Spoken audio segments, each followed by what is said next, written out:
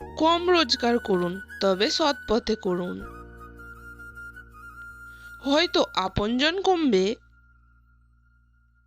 কিন্তু কখনো আপনার আত্মসম্মান কমবে না।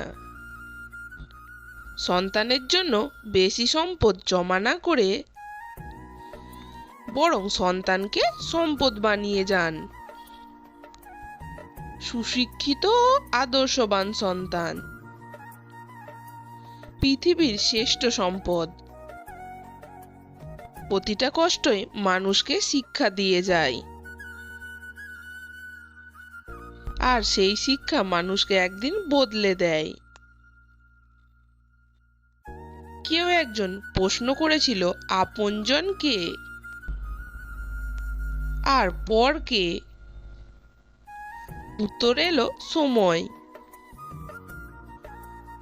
সময় ভালো থাকলে সবাই আপন, আর সময় খারাপ থাকলে কেউ আপন নয়। পোকা আর ধোঁকা দুটোই আলাদা হলেও গুণ কিন্তু একই। পোকা মাঠের ফসল ধ্বংস করে, আর ধোঁকা মানুষের জীবন ধ্বংস করে। আপনাকে ডুবিয়ে দেওয়ার জন্য সমাজে এমন কিছু লোক বসে আছে, যাদের হয়তো আপনি সাঁতার শিখিয়েছিলেন। সারাদিন পরনিন্দা পরচর্চা করাটাও একটা আর্ট। আর আপনার চারপাশে এরকম মানুষ অনেক ঘোরাঘুরি করে। একটা কথা কি জানো তো, প্রত্যেকটা মানুষই তার কর্মের ফল পাবে, কিছুটা ইহকাল আর বাকিটা পরকালের জন্য। জীবনে 6টি কথা সব সময় মনে রেখো। 1. যখন তুমি একা থাকো তখন নিজের চিন্তাকে নিয়ন্ত্রণ করো।